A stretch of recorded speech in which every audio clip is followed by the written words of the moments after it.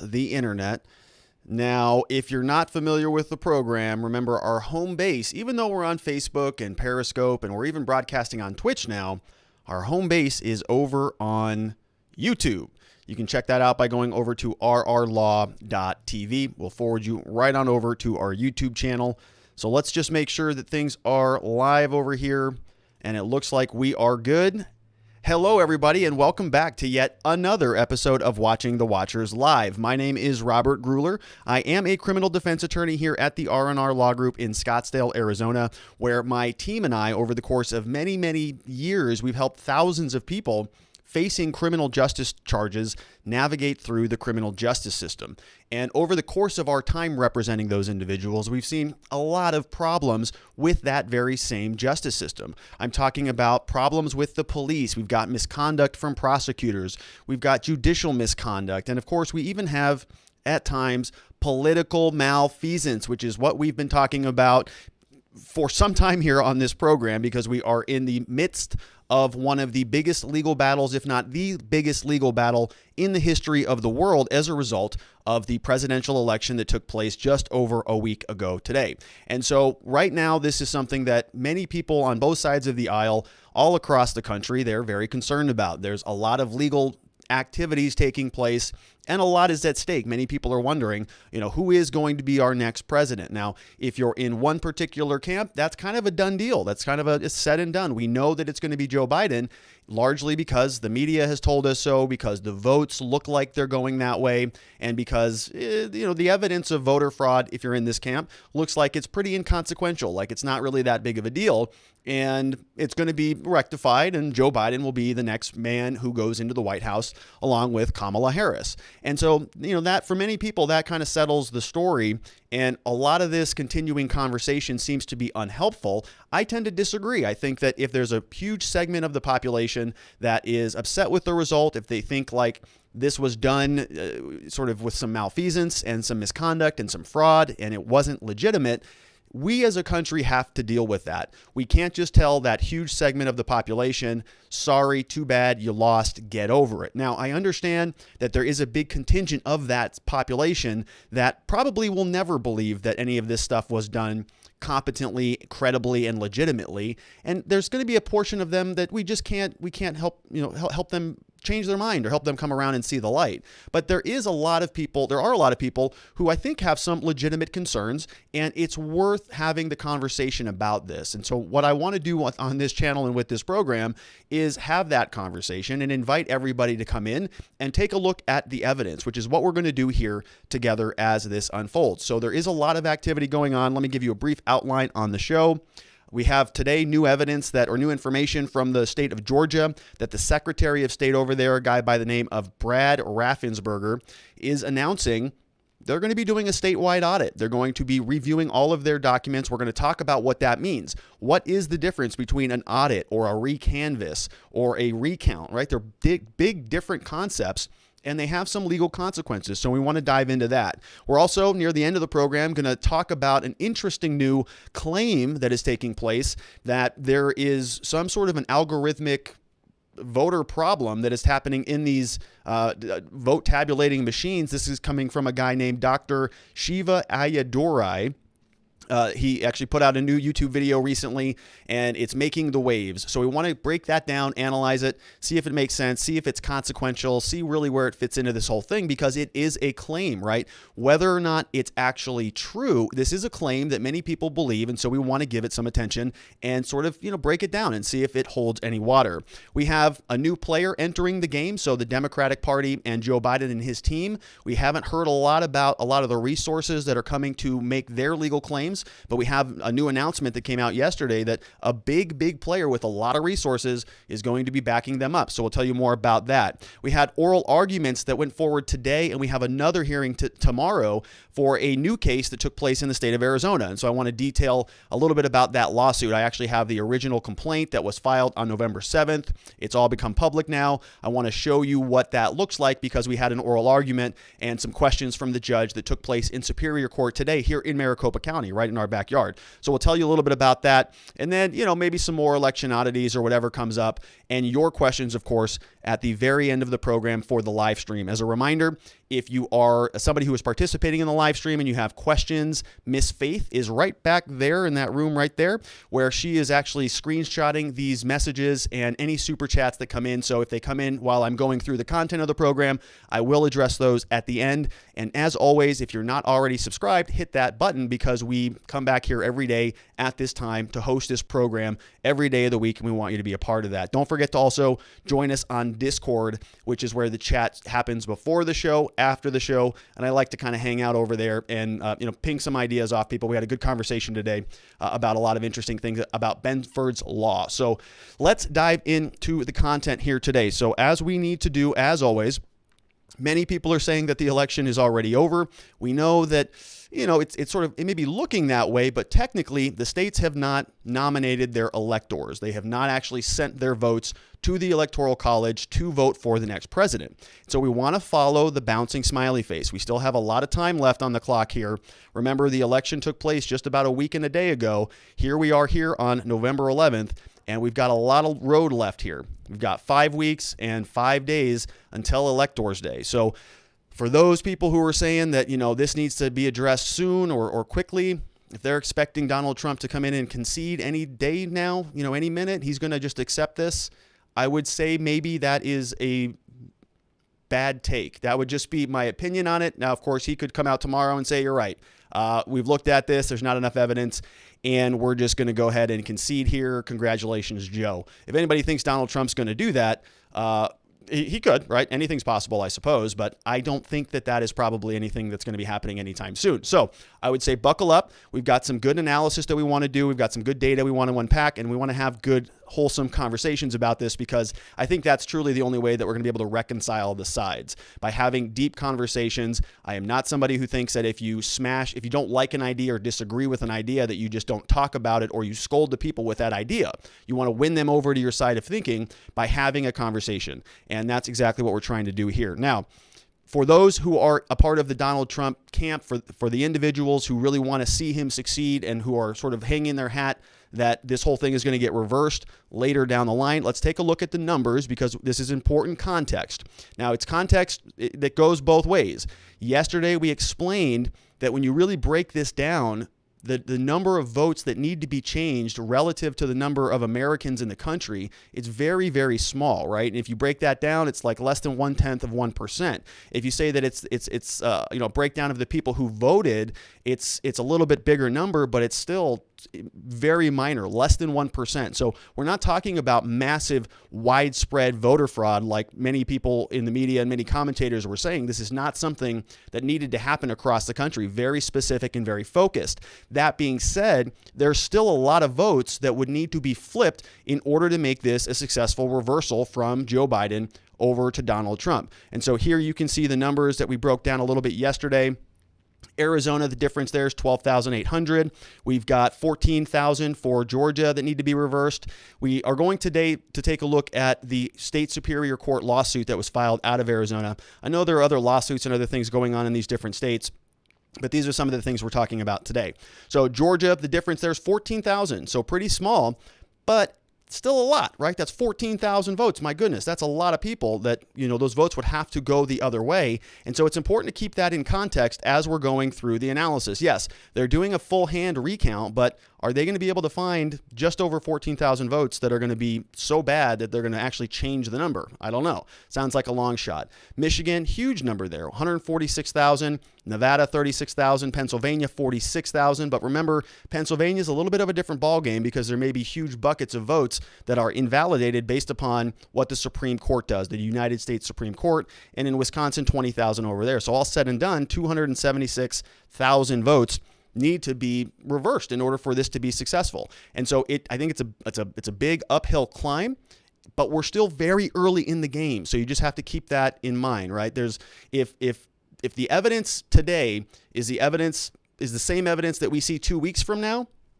the likelihood in my mind that this is going to flip is very low, because the evidence today is it's indicative that there may be something going on, but I don't think it meets the burden that a judge would invalidate huge swaths of votes. It's just not concrete enough. But we're going to talk more about that. Now, where we want to start today is we want to break down what happened in Georgia just a little bit, because I think Georgia may in fact be sort of the first one through the gate here, that other states may follow suit depending on what the public pressure and what their localities look like. So Georgia, typically one of those states that goes red. I think it was more contested this election than a lot of other elections. And so the pressure there, the state is sort of teetering a little bit. Maybe very similar to what we have in Arizona, right? Where Arizona typically goes red, but looks like it's going blue this season. So it's going to be something that, it may be sort of the canary in the coal mine. We bring that in and see how it's going. And so it's important that we understand exactly what Georgia is doing. Before we dive into what some of the definitions are, here is what the Secretary of State from Georgia had to say this afternoon or this morning. Subject of the RLA. At that time, I will designate that the RLA will be the presidential race. With the margin being so close, it will require a full by-hand recount in each county. This will help build confidence. It will be an audit, a recount, and a recanvass all at once. It will be a heavy lift, but we will work with the counties to get this done in time for our state certification. Many of these workers will be working plenty of overtime. We have all worked hard to bring fair and accurate counts to a subject of the RLA. All right, so when he goes through there, he actually talks about three things, right? So he's talking about an audit, but when you heard him break that down, he actually segments it into three different things he mentions there. One, the audit, right? That's a distinct thing that happens in election law. Then he also talks about a recanvass and a recount. And so kind of sounds like he's doing everything, and it really sounds like he is, right? If that is what he's intending, if he really is intending to do all of those things, it is a major project. It's a huge overhaul, a big deep dive into the Georgia data. And so let's take a look at what some of this means. I pulled this information from a couple of these websites down here at the bottom. You can take a look at it and source those. One's from votingmachines.procon.org, which I think is actually a voting machine company. And then another one is from Business Insiders if you want to take a look at some of the information there. But this is basically how I broke this down. And we'll start at the bottom. A recount is sort of the lowest level, the basic low-hanging fruit thing that you can do. And it's really focused on verifying the end results of the election, basically the voting totals only. It says here, machine retabulation of the ballots for one or all races and verifying the totals and matching with hand count. So basically what you're doing is everything that that's already been processed through the tabulation center, you're just checking that and making sure the numbers look good. Pretty basic, right? We ran them through here. Does the tape match the final results? Looks good. How about your numbers? Those are good. Okay, count them all up, batch them all together. It's very low level. It's very, very minute. And so what they're talking about here is just kind of the end numbers. They want to make sure that the final step in the whole election process, the final version where they're just coming up with the concluding numbers, they want to make sure that's okay. Now, a recanvass, by contrast, is a little bit bigger. So if a recount is sort of this small little nub of an election or a circle, like an inner circle, the recanvass is doing a little bit more. It's actually broadening it out a little bit. It's expanding the scope of what they're doing with the election. And here, this definition, more or less my version of it is, they're recalculating the election results to determine if there's a difference in the number of votes each candidate received by auditing, and this is where it's more expansive, all of the ballots, the worksheets, the reporting forms, and they're going through it by hand to double check that everything was tallied up properly. So you can see how this is a little bit more in depth. It's not just sort of looking at the final numbers from the machines and the comparing hand counts and those things. It's going a bit deeper. It's taking a look at the worksheets from all of the different precincts. It's, the reporting forms and some of the quality controls. It's a little bit more in depth. Now, the biggest one, the one that is really exhaustive and really extensive, is, of course, the audit. And the audit here is where they're saying that they're going to be validating and verifying all possible aspects of an election. So that includes all of the voter registration rolls, all of the voter intent on ambiguous ballots, all of the disqualified voters, the disposition of the provisional ballots, and so on, the receipt of the proper ballots by voters, everything, right? So not only the votes, not only the process of tallying the votes up, but everything about the election. So even potentially the people who didn't vote, right? Why didn't they vote? If they brought ballots in and those things were, oh man, Faith just sent me a link, says YouTube is down. Hang on one second. We may just pause right here and try to figure this out. Let me take a look and see what's going on, everybody. All right, so she's going to be taking a look at that. We're just going to keep on going. All right, we're going to keep going. Faith is going to be diving into the YouTube platform to see what's going on over there. So let me actually break this up again. So we're going to start back at the audit, and we're going to go back here, and I'll give you this final definition. So what I'm saying here is that this is everything, right? It's everything. The disposition of all the provisional ballots, all the receipts, all the proper ballots. It's very, very expansive. It's covering everything. All potential opportunities for voter fraud or for malfeasance is going to be investigated as a result of the recanvass. So as a result of the audit. So very, very extensive and a lot, just a ton of information. Now, as we're going through this, I want to sort of point out some other things that we're going to find in the lawsuit, and you can see if they will fit into any one of those broad categories. So, would this be something that would be identified in an audit? We're going to be looking at a complaint from Donald Trump's campaign in the state of Arizona. Is this something that would be found in a recanvass, or would this be found or disqualified in a recount? Okay, there are different levels of scrutiny, essentially, is what we're talking about. Some are very low level, some are very in-depth and intensive, and we want to make sure that we are analyzing the information and the evidence that's coming in according to those different standards to see how it's going to flesh out at the end of the day. So let's change gears a little bit. Let's hop on over to the Arizona lawsuit. This is taking place in Maricopa County. If you're not familiar with Arizona, Maricopa County is the biggest county. It's where all of the major cities are. You're going to find Phoenix, the city of Scottsdale, Mesa, Glendale. A lot of the big ones are here, a lot of cities. So a lot of people, the majority of the population is in this county.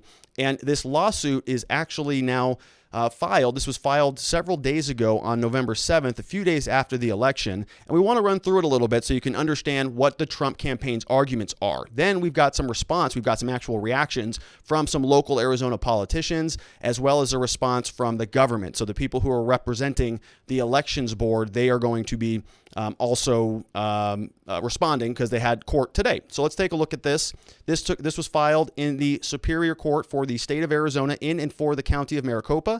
Donald Trump for president, and they're filing the lawsuit against Katie Hobbs, who is the Secretary of State here in Arizona. And this is a verified complaint. And let's run through it a little bit. So at the very top, you're going to find that they have what's called a summary of the case. And here we're talking about qualified electors, so that means people who vote, submitted their ballots into an electronic tabulation machine, right? You go to the ballot box, you put your ballot into the machine, and what they're complaining about here is that these devices were identifying a facial irregularity in the ballot, which was typically called what's called an overvote. So if you are voting more than once for a candidate who you shouldn't be voting for, so let's say, for example, if you're voting for president and you fill in the bubble for both Joe Biden and Donald Trump, that's a problem, right? That's not something that you can do. You need to only have one president there. And so what's happening here is they're saying that people would go in and they would actually be voting for this stuff. And as a result of the overvote, they would disqualify the ballot entirely. So this is, let me bounce back over here. This is where they're saying, in actuality, overriding the electronic tabulators alert automatically disqualified the overvotes without additional review or adjudication. Okay, so this is the summary of the complaint. Let's dive into it a little bit further. So what would happen is people would come into the ballot box and they would actually file their ballots. Voters would put them in the ballot into the machine, and it will display that there's an error, there's a defect or an irregularity, and it will eject the ballot, right? Which makes sense. So that ballot is going to be what's called spoiled. If the voter chooses to cast the ballot, then the ballot will be deposited into a separate drawer called tray 3 within the device. Those things are later reviewed and they're adjudicated in a counting center. Paragraph 19, it says that what happened was when they would put those ballots into the machine and the machine would spit out an error, then poll workers would come in and they would press this so-called green button. We're going to see a lot about this green button going on in this entire lawsuit. The green button effectively overrides the tabulator's rejection and causes the ballot to be cast. Ballots cast in the manner do not receive any additional review or assessment at the counting center. If a field on the ballot contains what the tabulator deems to be a defect, the votes intended selections in the affected candidates' races will not be tabulated, even if the voter's intent could be discerned by a visual review of the ballot. All right, so they're saying people will go in, they'll have a ballot that's overvoted, meaning they're voting for two people in the same category. You're not allowed to do that. The machine would spit the ballot out. So a person would put it into the machine, and they'd come back out and they'd say, it didn't take my ballot. Then somebody who's a poll watcher, supposedly, this is according to the complaint, would come over. They'd look at the document and they'd say, okay, here it is. All right, it didn't take it. Okay, cool. Let me press this button. They press the button, submit the ballot, and it doesn't accept it. Or it accepts it this time, but it's actually not counting the overvoted category. So in other words, there's a subjective judgment that's taking place. The person who's working at the polls is actually not pressing the button or pressing a button in order to alter how the machine is processing that vote. Whereas what Arizona says is the law says under Arizona law that you actually would have to take that ballot and move it over. You know, they put it into a separate bucket essentially. And in that bucket, they would put it in front of an adjudication board. So that ballot looks like it's spoiled or like there's a problem, but they would take it over to a different board. And in Arizona, we have 3 different people who would actually judge the ballot. So you have a board of 3 individuals, one person from each party and one person who's neutral. And then they'd look at the ballot and say, okay, this is the voter's intent. Therefore, we can't count this. We have to contact the voter. We have to do something to rectify this ballot. Well, what they're saying is they violated the law because they didn't go through that process. They essentially just waived it. And the problem here is that they weren't telling the voter that is what was happening. So the voter may have their ballot disqualified, and that's voter disenfranchisement, right? That's exactly the same thing that a lot of the people on the left are concerned about, that a lot of the people who are Joe Biden supporters, the people who were filing the original lawsuits in the first place to move these election dates and to waive a lot of these things, that was the justification for their original lawsuits. The Retired Alliance for the People of Pennsylvania and the people of Michigan and the groups that were filing these lawsuits, they wanted to enfranchise more people. And that's the same basis that the Donald Trump campaign is using to submit their claims. They're saying that these people were disenfranchised. But you can see here that this is kind of a very narrow, very small scope. Okay, this is not, imagine how many times this is happening in the state of Arizona. They'd have to be able to prove thousands and thousands of these in order for this to be consequential. Right now, what we're talking about, it sounds like a very specific problem. Somebody comes in, the machine ejects their ballot, they talk to somebody about it, they waive the overvote requirement, they put it back in, and then it gets counted. So how many times was that happening? And if they identified all of them, is that enough to overturn the election? I have a tough time believing that it is, but I could be wrong. Now let's go through the actual rest of the complaint. There's some interesting things here that I think are worth talking about. Now this is all public record. It has all been filed here in Maricopa County. You can go pull this information up directly from the Maricopa County Superior Court website. You can go follow their Twitter account. They do a nice job of posting this stuff. So it's all available. I'm not getting access to anything that I shouldn't be sharing. It's all publicly. You can just go pull it up yourself. Now, that being said, there are some people's names in there, so I just highlighted and covered those up so that they don't get bombarded. They're probably going to get bombarded anyways, but I don't want to contribute to that if we can avoid it. So let's take a look at the complaint here. Paragraph 28. This is Donald Trump's lawsuit here in the state of Arizona. It says the plaintiffs, so that's the people filing the suit, that's Donald Trump's team, have received numerous phone calls, electronic messages from voters in Maricopa County who tried to cast ballots. And they're saying that upon receiving an alert on the electronic tabulator, they or the poll workers pressed the green button to override the tabulator's indication. In none of these instances was the voter informed that pressing the green button would cause one or more of the voter's candidate or ballot propositions to be automatically disqualified and not tabulated. And this here is a declaration. They're saying, see the declaration of this person, GS, which is attached here too.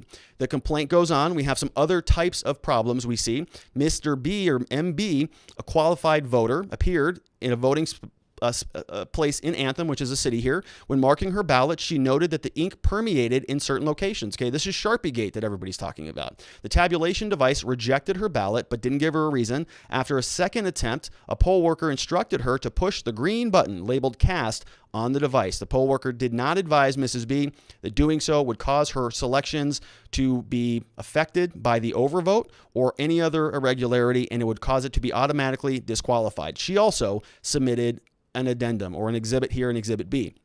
Subsection 30, we got paragraph 30. Upon information and belief, a visual inspection of the ballot confirmed that she had not overvoted, right? So Mrs. B says, I did not overvote, okay? This whole thing was a result of the Sharpie not functioning correctly. The tabulation device rejected the ballot, but she says, I voted properly. I did not overvote any candidate race or ballot, and that her intended selections could be identified with reasonable certainty. Okay, so this is sort of the idea that the machine is picking up on a ballot that had no overvotes. Okay, maybe something triggered it to kick her ballot out, and when she pressed the green button, it overrode the ballot. And so, there's more and more of these. We're going to go through one more, and then I'm going to actually show you a declaration so you can see what it looks like.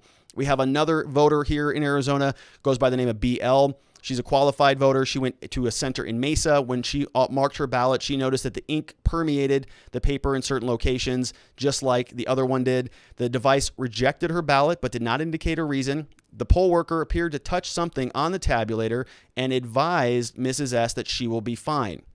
Okay. Poll worker did not advise that overriding the tabulator would cause her selections to be affected and automatically disqualified. And she's got Exhibit C here. And this is Exhibit C. This is the actual declaration of this voter. And you can see here, this is somebody who's making a declaration. They're signing it under the penalty of perjury. And you can say that there's some credibility behind this. This person actually puts their name in it, and then they sign it down here on the second page. Did that on November 5th. So you can see all of this stuff was getting gathered up basically, within 48 hours after the election. Let's go through this quickly. She says, I make this declaration pursuant to the U.S. Code. I'm a citizen. I'm a voter. This happened on November 3rd in the state of Arizona. The only writing instruments were Sharpies. I used a Sharpie marker to complete my ballot. The ink bled through, which, by the way, I noticed, right? In Maricopa County, if you watch my previous videos, I literally here, I showed you the Sharpie that might be saving America. I think I have it right here, in fact. I used this very Sharpie to fill out my ballot, and my ballot was counted. I mailed it in, it got counted, and I didn't think or see any indication that the Sharpie issue was an actual issue. But a lot of this is being centered around that. And also, in addition to just the Sharpies, it's the screen button issue that's going on. So she goes on, she says, at the voting center, I marked my ballot, voting for Trump. After marking my ballot, I put it into the machine. It was rejected. A computer screen showed that my ballot had been rejected. A poll worker came over to assist me. I told her that the poll worker told me they'd been having problems with the machines having rejections all day. The poll worker instructed me to reinsert my ballot into the tabulator. And the poll worker then was talking to somebody else. I reinserted my ballot. My ballot went into the tabulator. The poll worker came back to me. She said, do I see a check mark on the screen when I reinserted the ballot? I told her I did not see a check mark. She said, well, I'm fine. You're fine. Poll worker was touching the side of the tabulator at this time. I believe my vote for Donald Trump and Mike Pence was not counted due to this action. So, right, if you read that on the face of it, sounds a little bit suspicious. Sounds like, well, maybe that poll worker was, pressing a button that invalidates a Trump voter, or the alternative theory would be, or a different theory would be that, a poll worker is actually coming up to people. Like there's this conspiracy of these poll workers who, when they identify a Trump voter, so let's say, for example, Mrs. B here in this declaration is actually, voting, and she goes in, inserts her ballot, doesn't work, comes back out. She says, hey, this didn't go in. A poll worker comes over and says, oh, let me see. Did you put it in this way? Looks at it. Oh yeah, Donald Trump. Okay, let me go ahead. Yeah, try it again while they're pressing the button under the table back here going, don't count that one. That's sort of, I think, the allegation that's taking place. But, again, how many votes is that going to be, right? This would have to be a lot of votes because Donald Trump is down pretty considerably in the state of Arizona. So, this would have to be something that a lot of poll workers were doing this or in on this or knew something like this. This seems to me like it's just more of a type of a mistake, right? This is just one person who, something went a little bit off. Maybe the poll worker was technically wrong in the prescription there, right? She says that my ballot's not being inserted. Poll worker may have told her, the vote doesn't count or just press the green button. It's going to count anyways, and may have been wrong in that assumption. But is that voter fraud? Is this evidence of a conspiracy because there was some buttons being pressed? Not really. It doesn't look like there's a lot of meat here on the bones in my mind.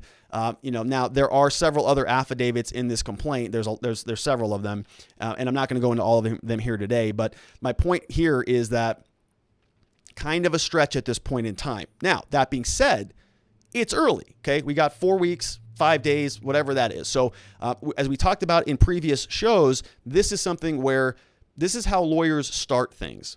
Okay. I don't expect this to be the end of lawsuits in Arizona. Like, if this is it, if they're only, filing a lawsuit on the basis of a button being pushed here or there, that ain't going to cut it. And they might as well save their money and their time, because that's not going to fly here in this state, and probably not in any other states either. But that being said, there are a lot of lawsuits that start small and then they will grow in size as more evidence is revealed. And this lawsuit was filed along with these affidavits on November 7th, which is just 4 days after the election. There's a lot more time and a lot more evidence that is being gathered in the meantime. And so we'll see what continues to happen. Now, the judge in Arizona was not really particularly entertaining a lot of these arguments. We'll see here that the judge rejects Trump team's request for secret evidence in a lawsuit over the Maricopa County votes.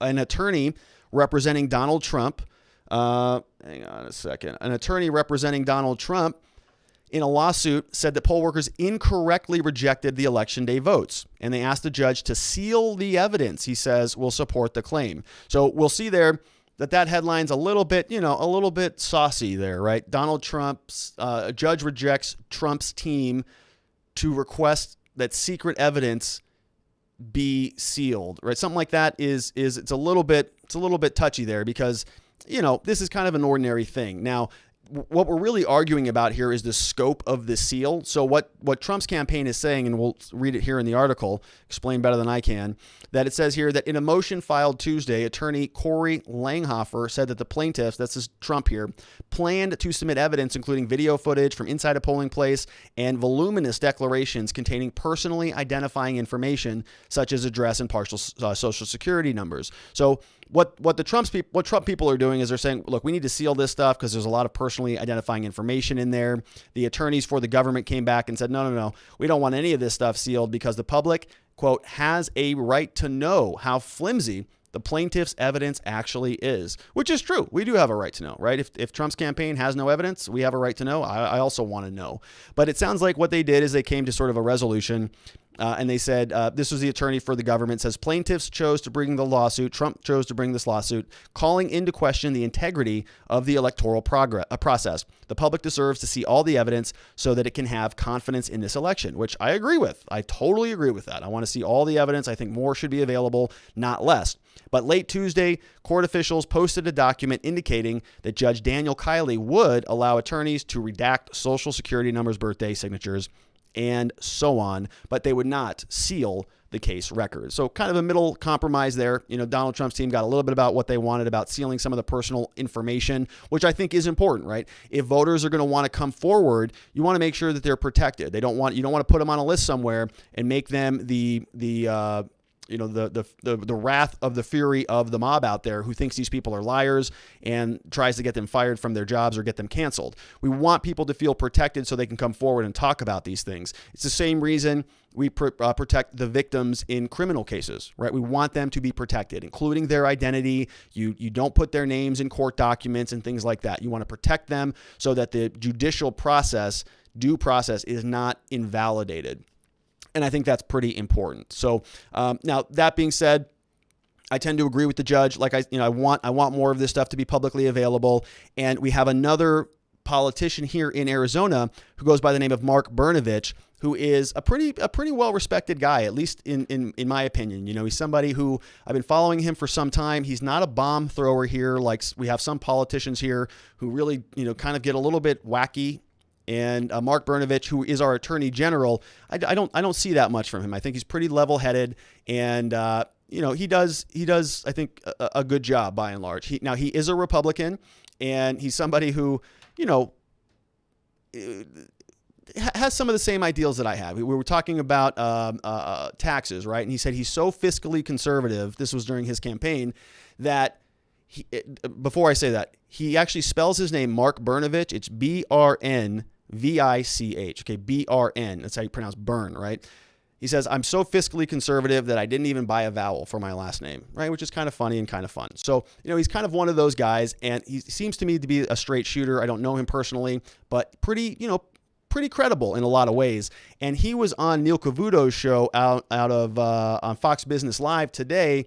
And he's basically saying there's really nothing to worry about here. So let's take a look at what he has to say representing Arizona. The really short answer to this, Neil, is that on election night, if you looked at the numbers, and a lot of people that are really good at politics and polling here had said that it was possible for the president to come back. And as the numbers started returning, the president started making some gains. But the reality is right now there's, less than 50,000 votes to count, and the president would have to get about 65% of them to win Arizona. So it does appear that Joe Biden will win Arizona. That being said, our office had received more than 1,000 complaints shortly after the election dealing with bleed-throughs and people using Sharpies. We looked into that. We were able to determine that did not affect anyone's vote. They also did a random audit of 2% of the precincts, and it came back 100%, that there wasn't any statistical anomalies or errors. As to the lawsuit that was filed, we are literally talking about less than 200 votes that are in question and doubt. So the reality is, even if it was possible that those votes flip, those 200 votes, I do not think it will make a difference in Arizona just because of the numbers. Yeah, and I think he's exactly right. So if it is 200 votes, if you have enough of those affidavits where somebody said, yeah, a poll worker made me press a button and we need to double check my ballot. Okay, we double check it. Did the vote count? Did it count? Did it not count? All right. How many are those, right? How many of them can they possibly find where somebody's going to file an affidavit and do that and reverse those votes? If it is true, right? So that's even making the claim that anybody who's filing an affidavit that their vote wasn't in fact counted. What if that person who actually signed that declaration, what if they look her name up and they go, yeah, it says you voted for Donald Trump right here. No problem at all.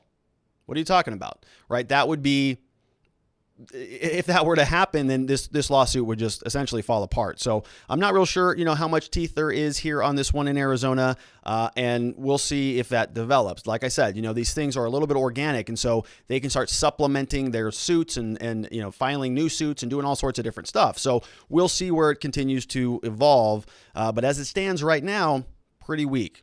Now, for a long time, we've been sort of going and talking about a lot of the claims and a lot of the evidence that is popping up from the Trump side, from sort of the right-wing groups that are concerned about the election.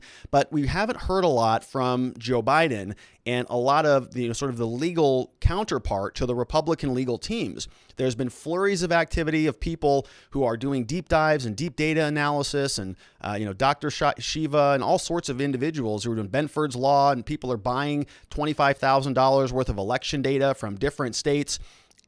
People are going all in on this on the right. And so I haven't seen much of that from the left. And this was a point I made yesterday. I think that the left and the Democrats should be doing the exact same thing, right? If the Republicans are going to be trying to go out and flip states, I don't know why the Democrats aren't doing the same thing, right? They should be going into states that are close, that they may be lost by small margins, and they should be verifying the votes themselves, right? What happened in some of these states where it just barely went red? Maybe they have an opportunity to flip that if the Republicans were engaged in some voter fraud, which probably were, right? Voter fraud, I think, is probably everywhere. I think both sides are probably doing it. And now it's up to who's making the better case and who has the better evidence. And to me, even though the Republicans and the right's evidence right now feels like it's a little bit lacking, to me, it also feels like they're the only ones playing the game. They're in, right?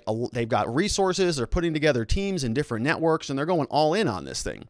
The Democrats largely, up until today, which we're going to get to in a minute, have been sort of represented by their governments, by the state electors. So we just went through a lawsuit in Arizona where it's Donald Trump and his team versus Katie Hobbs, right, who is the Secretary of State in Arizona. Now, she's got, a lot of resources and the weight of the government behind her and all of that stuff. And, the whole state of Arizona, plenty of legal resources. But I was wondering, where is the third party component? Where are all the active data analysts from the left? All of the liberals who basically are refuting everything that people are talking about on the right. Why are they just not out here just cracking these conspiracy theories with a baseball bat right out of the park? I just haven't seen much of that, but it may be that we're getting closer and closer to that. So I think one explanation might be they wanted to see and wait and see what would happen. Maybe Donald Trump, they believed, would concede and none of these legal fights would be necessary. Probably a little bit of a naive presumption if that were the case. But right now we're starting to see that maybe maneuvering, marshaling some resources into some new areas. And we heard from Joe Biden, I think this was yesterday, so I want to play a little bit from him on what his position is on how he's responding to all of this, not particularly elucidating on what his strategy will be, but this is what the projected president-elect has to say about Donald Trump refusing to concede. Sir, what do you say to the Americans that are anxious over the fact that President Trump has yet to concede and what that might mean for the country? Well, I just think it's an embarrassment. Yeah, and so we stop there, but then he goes on. Somebody asked him a long question about his transition, and he just basically says, we're moving forward, full steam ahead. Your victory. Well, first of all, we are already beginning the transition. We're well underway. And the ability for the administration in any way by failure to recognize this our win does not change the dynamic at all what we're able to do. We've announced yesterday, as you know, the health group that we put together today. We're going to be moving along in a consistent manner, putting together our administration, the White House, and reviewing who we're going to pick for the cabinet positions, and nothing's going to stop that. And so I'm confident that the fact that they're not willing to acknowledge we won at this point is not of much consequence in our planning and what we're able to do between now and January 20th. Yeah, I mean, he may be right? If they keep moving this train down the tracks and Donald Trump's team and all of the sleuths around the internet, if they're not able to find anything of any consequence, then we may just come right up to December 14th. All of Joe Biden's transition plans just keep moving forward and the electors go vote, and that's it, right? Whether Donald Trump wants to concede early or not, the electors go and vote, and that's the conclusion of the election, and they pick Joe Biden, and that's it. That's the end of the game, right? And Donald Trump leaves office and the whole thing moves forward. But they've got some other options that they're investigating currently. They're talking about using some legal action. We're seeing this floated around a lot. I think this is a little bit of bravado, a little bit of braggadocio. Not real sure that there's much that they can do on this. Now, I'm not an election law expert, right? I've never managed a national campaign, nor would I probably want to. But this is something where, it feels to me like they just have to wait. I know they're anxious to start transitioning and to start getting all of these government resources and things, but it's not time yet. And if Donald Trump doesn't want to be, a gentlemanly loser in their categorization of what he should be doing, then he's entitled to do that. He can continue to contest it.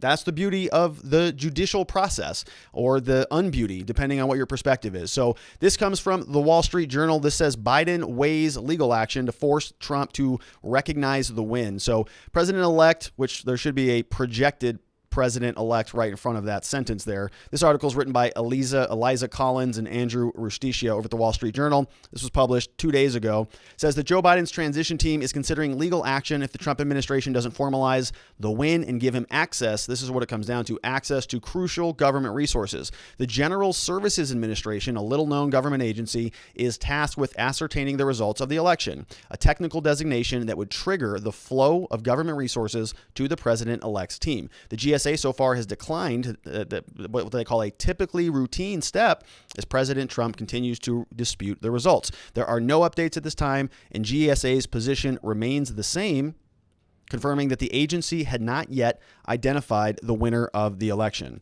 And it goes on here. The story continues. It basically says that officials have been discussing possible legal options, officials from the Joe Biden transition team, but it's unclear how they might proceed, a second official said. The transition team has begun taking early steps to vet potential personnel picks by organizing all of the information, but without the sign-off, they can't turn to the task of clearing possible picks through the FBI. Now, they have been given security clearances, and so, Donald Trump is basically being like you'd expect Donald Trump to be, right? He's contesting the election. He's refusing to concede. And as a result of that, all of the formal mechanisms go into play, right? If he is not doing that, then none of the triggers that would help the transition are going to be triggered. And Donald Trump has every right to do that. Now, if you think that Donald Trump truly lost the election and there's no way he's going to sort of wiggle his way out of that,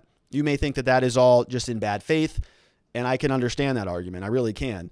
By contrast, I can also understand a lot of people who say, we have some concerns about the integrity of this thing. Let's wait a little bit until we can actually have some more process, until we can have more lawyers going into court, duking this thing out, and we can come to some sort of a synthesis, some sort of a resolution. We have an action, a response, and we need to synthesize what that is going to be for us. Because if we just tell a huge segment of the population, get over it, they will not get over it. And it's not too much to ask for the next 5 weeks or so to allow some time to let this whole thing unfold. From ABC News, we have another sort of, wishy-washy statement about the possibility of legal action. It says here that Joe Biden's transition team believes that the time has come for the GSA to promptly ascertain Joe Biden and Kamala Harris as president and vice president-elect, adding that if they refuse to do so, a variety of options are on the table, including the possibility of legal action. There are a number of options on the table for Joe's team. Legal action is certainly a possibility, but there are other options as well that we are considering. So I really don't know, what that is, but there are a lot of things that they want to get done, special security clearances and so on and so forth. Now, as I mentioned at the beginning of the program, there are a lot of other resources now coming to play for the Joe Biden team. In particular, a big one, the ACLU joins the fight. So the American Civil Liberties Union, which is a huge organization of very good lawyers, says that we are joining a lawsuit to stop the Trump campaign from trying to illegally throw out votes in Pennsylvania. Every vote counts. Voters decide the winner. We'll see him in court. They posted that yesterday. And then we found today, according to their Twitter, they actually did. They actually did join here. So they filed this lawsuit in the Donald Trump versus the Kathy Boockvar case. And it's a motion to intervene. So what they're asking to do is to basically join that thing. We've talked a lot about this lawsuit for a long time. This is the lawsuit that is banging on the Supreme Court's door. Justice Alito has already issued an opinion or an order right after the election about counting votes and segregating votes. So this is a lot of weight. This is something that I think is, has the potential to sort of change the dynamic here, because there are literally so many resources behind the ACLU. A lot of lawyers, a lot of money, a lot of very experienced litigators who are part of that. And this is kind of what we were hoping for, right? We want the best lawyers on both sides to go in there. We want the best evidence presented. If Donald Trump is presenting a bunch of evidence and he's got a Goliath on the other side who's cracking away that evidence, all that does is encourage the legitimacy of the election. If we can just, hash this all out and bring up conspiracy theories and crack them out of the park, that's better for everybody. And if the Republicans have enough evidence that show that there was significant voter fraud, wouldn't the Democrats want that also? Wouldn't they want to know? Wouldn't they want to know as a citizen that even though their guy lost, that we're not going to have any more fraudulent elections? Isn't that more important than whoever the next president is? It's more important to me, because if Joe Biden is in office and he got in office on false premises, on an illegitimate vote, then it's just a matter of time before the Republicans learn what the Democrats did, exploit it to the same advantage, and put their guy in, right? And then we've got every election just all voter fraud across the country, because each side is trying to out fraud the other side. We do not want that. We want any side who ends up losing this thing, if it is the Trump supporters, we want them to feel a little bit more at ease that this election was done legitimately, credibly. And we can only do that by having more conversations about it, by breaking down the evidence and talking about it, which leads us to the final thing we're going to talk about today. That is Dr. Shiva and algorithms and computer voting software. So if you've been following the channel for some time, we've been talking a lot about the different types of allegations, the different types of claims that people are bringing forward to say that the Democrats stole the election, right? Some of them have some merit. Some of them have some, I would say some smoke there. We don't know if there's anything under the surface yet. There's enough that people are talking about it, but is there enough evidence that it's actually going to be consequential to the election? We don't know yet. But we're still early in the game. That may change. But one of the types of election, fraud allegations, or one of the claims that is being put forth, is that the computer software is actually bad. And we haven't spent a lot of time on this. And this is kind of the first time where I saw some evidence that may point in that direction. Now, just because we're going to talk about this doesn't mean I endorse it,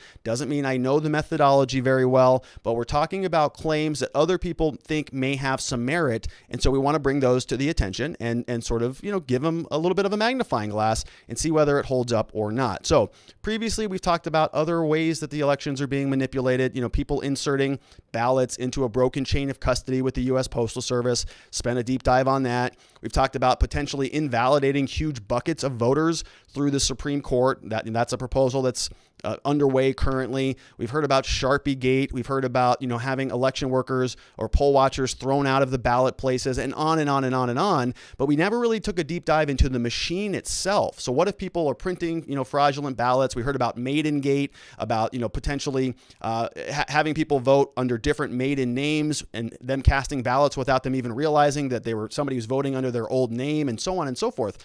Lots of different claims. But what about the actual software? So instead of talking about the ballots or somebody, wheelbarrowing a cart full of ballots in at the end of the night or 3 a.m. in the morning, what if the machine was actually off? The machine itself was doing something weird with the votes that were going into it, right? That would require a software change. That would require something happening on the device itself. And we know that a lot of these devices are supposed to be cordoned off from the internet and, have a lot of security and a lot of vulnerability checks and so on. And so today we want to talk about this individual by the name of Dr. Shiva Ayyadurai, because his claim is making the waves all across the internet. I first saw this last night, watched the rest of it this morning. I watched the full presentation. He put a video out on his YouTube channel that has, I think, almost close to 200,000 subscribers.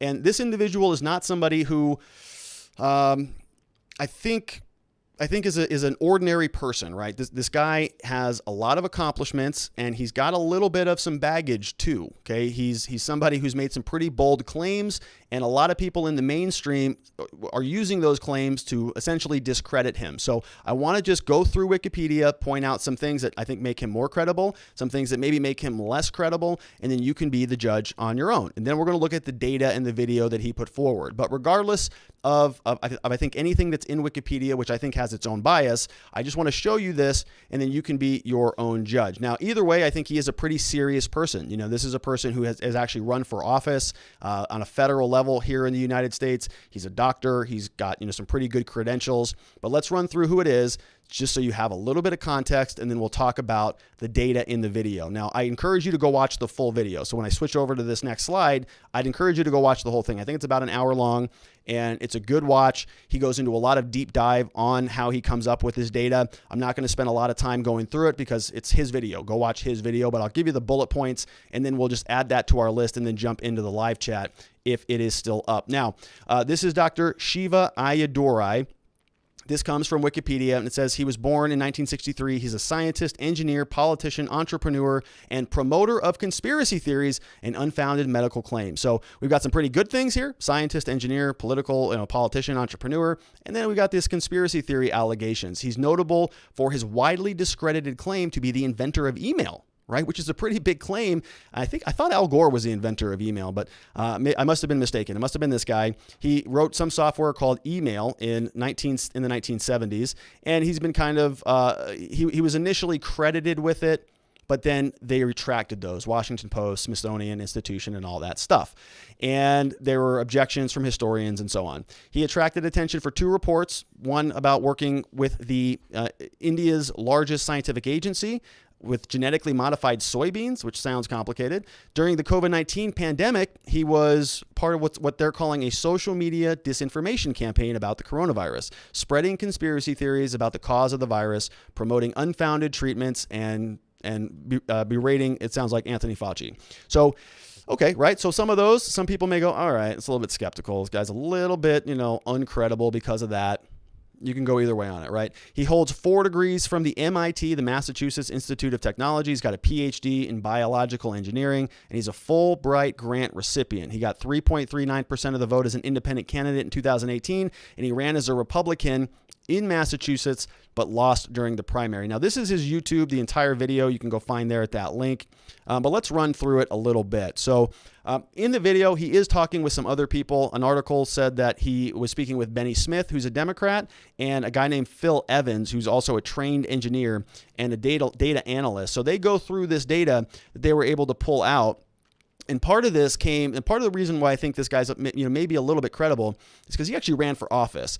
And he started to dive into this as a result of the process of running for office. He was looking up certain things and started to see that the way that the votes were taking place were interesting. And he actually kind of prefaces that and talks about his story, so I would check that out. But here he's got some indication and some information that a lot of these voting machines are treating your votes in an interesting way. Now, I don't know, again, he's got some screenshots and some unofficial results. I'd go check him out. But here's what he's saying. He's got a screenshot from the Kerry Edwards campaign, which was back during the Bush-Cheney years. You may remember that, where they're counting votes, which should be a whole number, right? One vote for one person. They're saying that they've got some basically decimal points at the end of it. So they're actually bigger numbers. So you can have like a person have a 1.2 vote. Well, how can I have a 1.2 vote? Does that mean that somebody else has a 1.4 vote? Like they get a bigger vote than I do? Or a 1.8? Or maybe a 3.0 votes?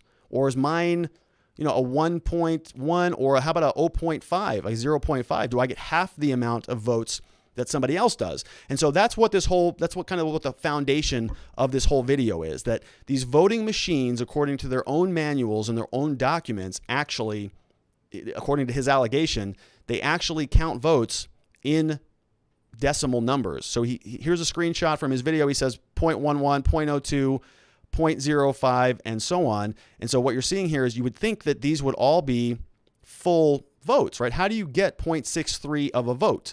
And that's because these things, according to him, are being weighted. So in other words, when you put a vote in, the software will allow you to weight a vote more favorably. So the allegation here is that some votes for Donald Trump were de-weighted. They were de-emphasized, while others for Joe Biden were actually emphasized. So what he did is he went through a lot of the counties in Michigan, and I think it's Michigan, and he puts them together in some charts, and he's got some data here. This is what it looks like in Detroit, Michigan, when there is no cheating involved. So let me explain this a little bit. This is kind of complicated, but what he's saying is that this line here, the red line, is the straight Republican Party score. So if a person votes all the Republican Party ballot, all Republicans straight down the line, that's what they're looking at. This is the no cheating with no algorithm applied. So the long and short of this is he's saying that there is an algorithm in the machines that is adjusting the votes for Donald Trump. That's his claim. Total votes, early votes, plus election day. And here you can see that in this precinct, the total number of individual Trump votes, the percentage of them relative to the Republican Party, and then each precinct in Detroit, Michigan. So what you're seeing here in this precinct, which is in Detroit, and they actually had a conversation about this. Presumably, this is in a high African-American community, so a lot of people are not just generally voting highly Republican, right? So you see down here the 35%, it's low. Most people are not voting all Republican on their ballot, but some of them are. Donald Trump actually did better, supposedly, this election with the African-American community and with Latinos and I think the Asian American community and so on. And so you see this cluster, which is actually higher for Donald Trump. So each one of these dots is a precinct, and each one of these is showing that people are actually voting for Donald Trump, but they're not voting straight Republican. So the rest of the Republicans on the ballot, not so much, but Donald Trump specifically is high here. Now in this precinct, what they're doing is they're saying, well, this precinct here is probably a little bit more Republican. We got a lot more Republican votes, a lot more straight party Republican voters here, and they're also voting for Donald Trump. So that's what it looks like. That's what they're saying it should look like. All of the data is all just kind of clustered in this one area. Then when they go to different jurisdictions, like here in Oakland County, you see this slope here. You see this progression throughout the night. So you can see a cluster of data here where they're not voting so much straight Republican Party, but they're voting for Donald Trump. So that kind of matches this cluster here, right? A big cluster near the 0% and above the 10%. So people are actually voting for Donald Trump. Well, when you go into Wayne County, it starts off that way, but then as the precincts keep coming in, there's a clear slope, a linear slope that is actually taking this data down, right? So this looks like an algorithm is actually manipulating the votes, according to Dr. Shiva. And they're saying that this plot is repeatable. So in their video, they go through several different examples of this, and you see this same sort of plot in all of them. And so what they're saying is essentially as new votes were coming in, a portion of them were being weighted down as they kept coming in. So here, some of this data just doesn't really make that much sense, right? If people down here are voting straight Republican, their ballots are almost all Republicans, but they're in a sort of anomalous way voting less for the president. It just doesn't make that much sense. You would expect this line to go up the other way. So they're saying something's happening here. As the votes are coming in, they're being weighted against Donald Trump, or as the votes for Joe Biden are going in, they're being weighted more heavily for him. Something else is going on. And then they have this conclusion slide here, and we'll leave it at that, and we'll jump into the super chat. So the executive summary from his video here is, in 3 major counties, there was a minimum of 138,000 votes that were reduced for Donald Trump, decreased by 69,000. Joe Biden got 69,000. In short, 69,000 from Trump were given over to Biden, and the transfer was done by a computer algorithm that linearly transferred more votes from Trump to Biden as the precinct increased in its Republicanism, which is a very interesting concept. Now, it's a claim, right? It's just a claim. And he's just analyzing some publicly available data that I'm not real sure, how repeatable this is, or whether he's onto something. I don't know. That's not the point of this. But the point is that he's got a claim. And if people are watching this video and watching this claim, it probably is going to serve somebody to debunk that, right? Or to come out and offer a counterpoint to it. But I haven't seen it quite yet. Now, we did get a super chat on this one. Somebody sent one. I know YouTube is having some issues. We have a question over from Darag O'Sullivan, who says, Shiva analysis is very premature. Could be explained by a 50-50 split for independents. It needs more digging. Yeah, and so that's from Darag. Okay, so his explanation, it could be explained by a 50-50 split for independence, and it needs more digging. Thank you, Dara, for that. So, this is why I think the internet is so amazing. This is so powerful, right? You can have people who actually, propose things, and then the rest of the internet can invalidate their claims, which is just a beautiful thing. I love how it's so easy to crowdsource this stuff. So, to me, the possibility that somebody could go in and actually install an algorithm into a number of machines that would dramatically adjust the election and then somehow cover their tracks. I'm not a computer programmer. I'm not a forensic computer person, but I know enough that to me that seems like a tall order. Like, wouldn't they need to go in and bring a lot of people to all of these different individual machines? Or is there a way that they could actually modify the source code in the machine to make the adjustments on election night and then write it so that it reverts itself and deletes itself, so that if somebody's doing a forensic analysis on the software itself, that they can't find the underlying code or the algorithm that's in question here? I have to imagine that somebody would be able to uncover that. But I don't know, right? That's why we hire forensic experts to come do this stuff. There are actually companies and expert witnesses that's all they do. Literally, that's all they do is you hire them and they will go clone data. They'll take apart cell phones. They'll do whatever they need to do to go in and get data so they can analyze it. And those are the people who we want to hear from. But he may be onto something, or at least it's an interesting concept. It's an interesting way to splice and dice the data. And I like when we can do that. All right, so some other super chats. We have one from Carolina Flying really early in the show, right after we started. She says, your broadcasts are brilliant. Thank you, Carolina. Thanks for being here. We have Dara Sullivan again with another super chat. That's 2 from you today. Thank you, my friend. And we got one from Tim Daniel. Thank you, Mr. Tim. No questions from him. James Clark has a question. How did they get precincts when they combine them into voting centers? So I think the question is about these tabulation centers. So they call them, I think, TCFs or TCAs or whatever. Arizona has several of them, or at least one of them, and then different other rooms and things. And I think what you're asking is, there are tons, hundreds and hundreds of precincts, but they all will gather their votes and then actually transport them to the tabulation center where they're actually counted. So if you're a part of the Discord a long time ago, actually, I think the night of the election, or the night after the election, I had a link to the Maricopa County election tabulation center itself, and you could see all of the different rooms and where they were sort of transporting the ballots over there and then congregating them so that they could actually count them. And I think that's what you're talking about. But I've seen some other videos where they're actually, you can actually, in Chicago, for example, you can dive in there. They have a ton of really small precincts, and a lot of these precincts just have a couple hundred votes, even a couple dozen votes in some of them. That's how small and granular they are. And so you just, you go to each different precinct. They all have different procedures and different wards and things. Gather up all the votes, consolidate them, and bring them in for counting. All right, JB has a super chat, says, left media is insidious to debunk fraud claims. Media will take a popular claim made and apply it to a different place. I see these claims for first time similar to another. It's manipulation.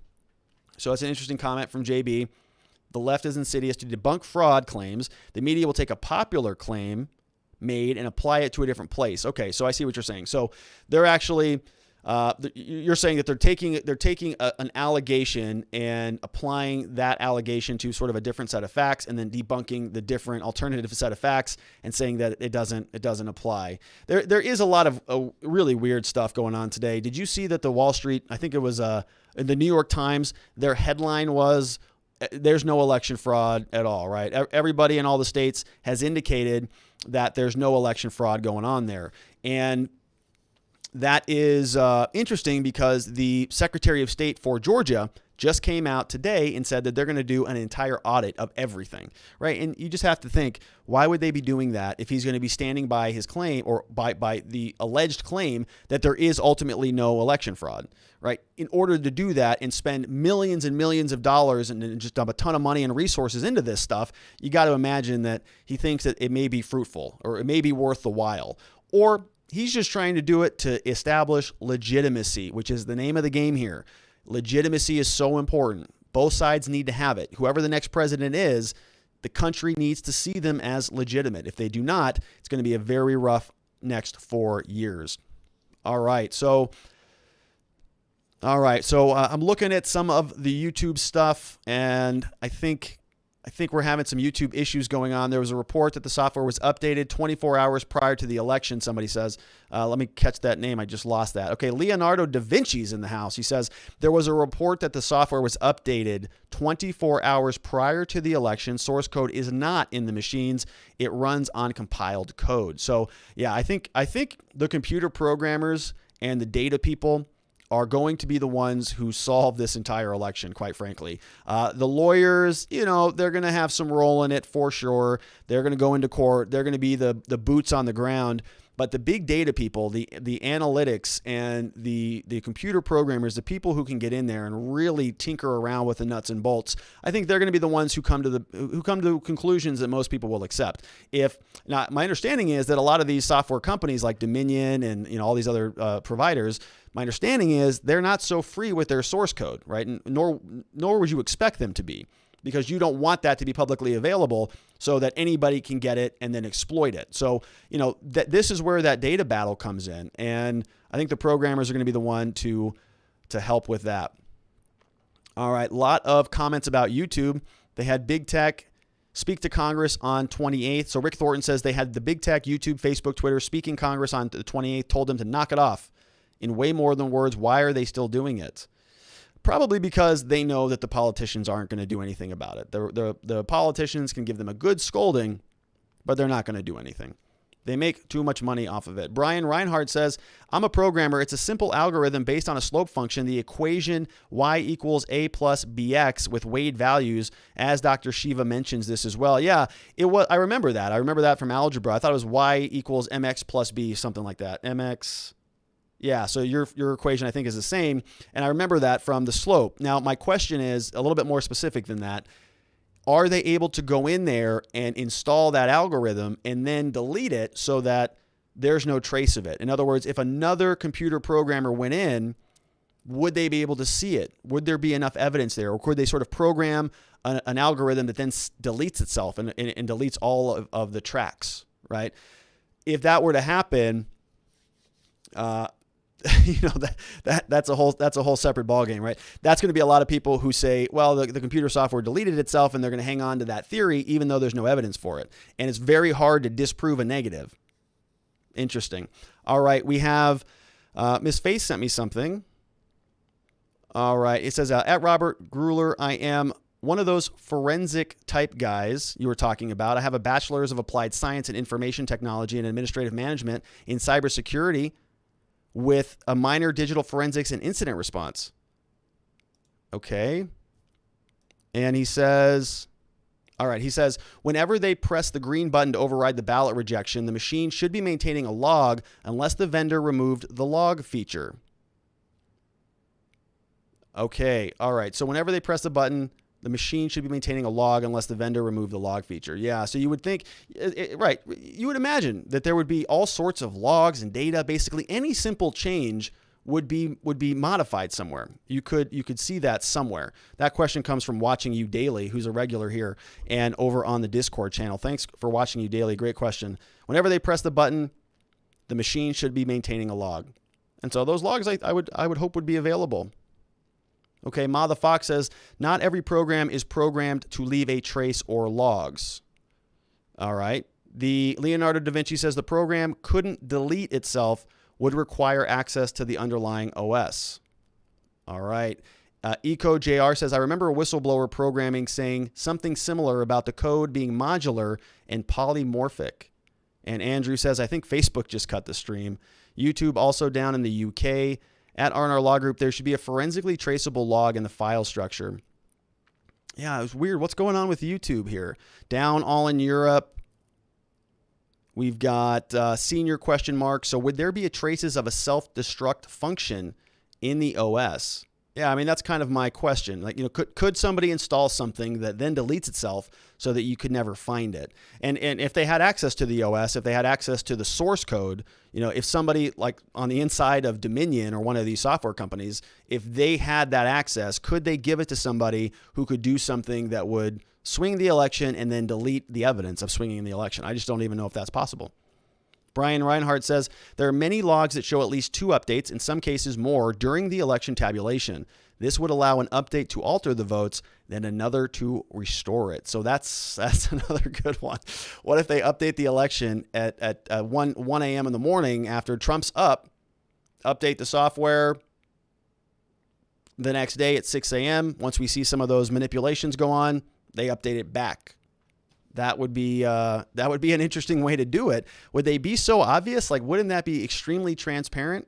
Could anybody match them up? So sort of like you go on the Wayback Machine when you look at a website. I go on the Wayback Machine and I look at Wikipedia entries to see how their articles are being changed as new news comes to play. They actually modify things, and you can press the back button and see what the differences in the source code are, or the not the source code, the text on the Wikipedia page. You can see they added this and deleted that. Can you do something like that with software? I have to imagine you can. Okay, we've got Kevin B says, were these machines connected to the internet? I don't know. Yeah, I think they're not supposed to be, but I don't know. Charles Mullen says, Google keeps blocking my new videos when it is about good news for Trump and the rigged election. Joseph Hicks talking about Rittenhouse. He says, did you see the guy who was arrested? I did see that. Yep. We're going to have a Rittenhouse update after his next court date. We have Drowning Silence says, I think this is deleted. They knew it would be caught. So, all right. Well, listen, I think we're going to wrap it up here, everybody, so we can figure out what's going on with YouTube. All right. So we're going to do that. I think YouTube's having some issues. So I'm going to go check in with Miss Faith. As a reminder, hopefully we haven't been canceled yet or anything. That would be catastrophic.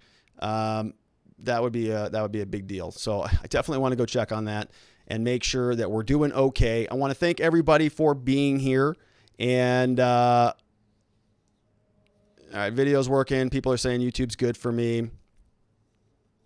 All right, I heard a simple, Trisha Donna Fleo says, I heard a single jump drive could be installed for the algorithm. And the good news, the Hammer scorecard guy is in our side. Nightbot works for Biden. If Israel can create YouTube, has been fine for me the entire time. That comes from Zulu. All right, cool. So I think we're doing all right. And that is good news. All right. Well, listen, my friends, I want to thank you so much for being here. We're going to be back here tomorrow, the same time. As a reminder, it's 4 p.m. California, 5 p.m. Arizona, 6 p.m. Texas and Central, 7 p.m. Eastern time.